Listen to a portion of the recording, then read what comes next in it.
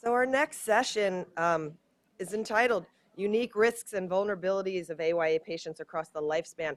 And I think, oh, sorry, I should have introduced myself. I'm Ashley Wilder-Smith at the National Cancer Institute. It's my privilege to moderate this session. Unfortunately, one of the side effects of having small children is that we have colds at home, and therefore I'm losing my voice. So I will actually keep my remarks really minimal today.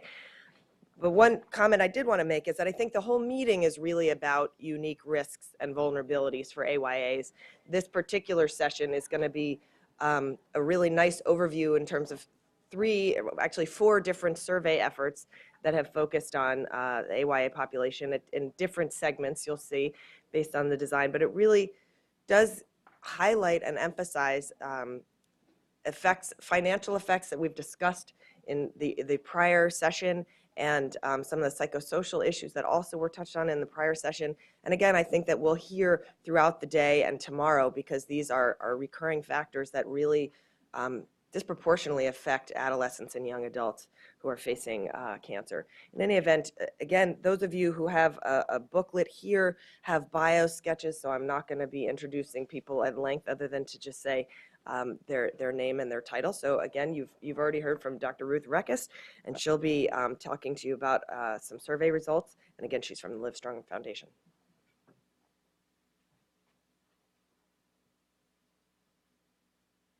And this is the last time I'm at the podium for a while, so you don't have to get too sick of me, just this last one. Thank you for allowing me to share some of our results today. I'm going to share some findings from our LiveStrong survey from 2010. So some of you may be aware that the LiveStrong Foundation, every 4 years, we've done a very comprehensive study looking at the physical, practical, and emotional needs of people affected by cancer. And in the years in between, we've done smaller studies trying to really look at specific issues. And one of the big things that came out of our 2010 survey was the need to understand practical concerns more specifically. And rather than duplicate work that was already being done, we went out and looked at existing surveys that were looking at practical issues and found that MEPS had just created a cancer survivorship supplement. And so I'm not going to talk a lot about that because Robin is going to talk more about that. But we wanted to harmonize our questions. So we, with their permission, used mostly our survey was those questions and then some additional items as well. And we administered that survey online between June and December of 2012. We promoted it through survey, through email, through Facebook, through Twitter, and then through our community partners and our national partners as well. It is definitely an online convenient sample, although we do get a fair number of adolescents and young adults to participate with us. So we had 1,338 individuals who were diagnosed between the ages of 15 and 39 complete the survey. They were mostly white, female, married or with a domestic partnership, and had a college degree. 85% of them had worked since a cancer diagnosis, and 91% had been covered by health insurance at any time since their first diagnosis. I will note also this population, they had to have been diagnosed between 2002 and 2012 to be a part of in those age ranges. So we were trying to address any maybe recall issues that might come up. And we had 5 individuals that didn't answer our fertility questions, which you'll see the data from in a few minutes. So first I'm going to run through some of the insurance, debt, work, and school results. And what we saw is that across the board, people did experience issues with their insurance. They had insurance refused to cover a visit to the doctor or facility of their choice. They may have been denied coverage because of cancer. They had insurance, but refused to pay for a second opinion, and they let insurance lapse on purpose. That was actually a question we added in. It was something that in our navigation team we heard people were doing, and so we wanted to see how prevalent that was.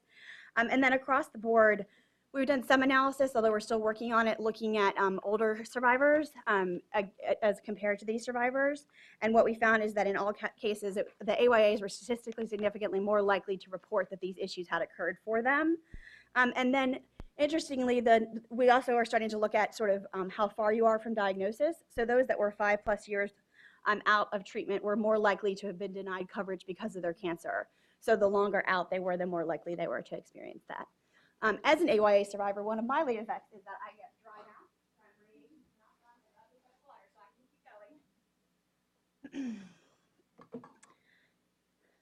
mouth. We had 39% of the AYAs report that they or their family had to borrow money or go into debt because of cancer. On average, that was about $25,000 or less. 7% of AYAs indicated that they'd filed for bankruptcy because of their cancer, and 83% of AYAs worried about having to pay large medical bills. And this idea of debt was much higher for the AYAs than it was for the others in our survey. We looked at a number of questions related to work, and I thought this was interesting. We saw that a lot of people said both positively and negatively they were impacted by their work experience, and we had sort of on both sides of that, mostly negative and mostly positive as well. The majority of participants did have to make some change to their work due to their diagnosis, and that included things like taking time off, switching from part-time to full-time, switching from full-time to part-time, changing to a less demanding job, or changing for a more flexible work schedule. And in some cases, this is people, over time, so we would expect to see those kinds of changes.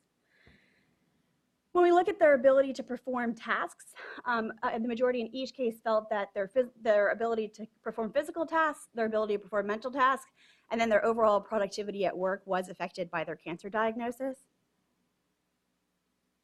And in this case, again, we see these numbers were higher for the AYA survivors than they were for the older survivors in the population. We added a section to the cancer survivorship supplement that was on school, because we know AYAs may be in school during their diagnosis. And we had 33% of our total participants that were AYAs make a decision about school. And we saw pretty small numbers in some of these places. 15% did not have any special services while they were in school, which I think is important to note, as schools are required to provide special services. And then we see that there's some feelings that classmates didn't know how to support them, that professors and teachers didn't know how to support them. 28% leaving school, 31% having difficulty keeping up, and then 32% missing a large amount of school. The next section of results I want to talk to you about is our caregivers data. And these questions were framed so that the person with cancer was answering questions about what they thought about their caregiver. These were not the caregivers themselves answering the questions. 92% of our participants had a family member or friend who provided care during their treatment or after their cancer treatment. And you'll see here the highest number for our AYAs was a parent. 82% selecting parent. 36% of those who are 40 to 59 and 3% of those that are 60 plus relied on a parent, which maybe isn't too surprising information, but it does sort of talk to some of the things Karen was talking about earlier in terms of going back to relying on that parent even up to the age of 39. These numbers are pretty high. Next being spouse, then friend, sibling, extended family member, child, and other. For the other populations, we saw spouse to be a higher number, and then friend. And then if you look, there were also some questions about those with employed caregivers, and we had 54% report that the caregiver had to make work changes because of their loved one's cancer. And then 25% of the survivors talking about their caregivers reported that those caregivers had to make changes for at least 2 months. So just something to think about. Again, these kinds of changes were taking time off, switching from part-time to full-time, retiring early, those kinds of things. And so these folks are making changes of their own careers. They may be the ones that are lending money, so they are definitely being impacted by this cancer diagnosis as well. We also included a section on fertility preservation just to get a better sense of some things that were going on within fertility for survivors. 24% of the AYAs took steps to preserve their fertility before their cancer treatment began. And the majority of them used the sort of most common ways of banking, so sperm banking for men, and then egg preservation and embryo preservation were the most commonly used among females and males. 65% of the males who tried to father pregnancy after treatment were successful, which is great news, and 58% of females who tried to get pregnant after treatment were successful. And the majority of them actually used natural means to become pregnant. When we looked at reasons for not using fertility preservation, we found some people were just not interested in having children anymore. They didn't know they were at risk. They were not at risk for infertility. So those two are sort of, I think some people are not going to want to have children. That makes sense. Or maybe they already have children, and then some are truly not at risk. In the other areas, did not have enough time, did not receive any information about options for fertility preservation, too expensive, or did not receive any information about risks to the fertility that are due to cancer treatment. Those are all things we can affect. I was glad to see these numbers were not even higher than they are here, but I do think this is an area where we're able to do something and make a change for AYA survivors.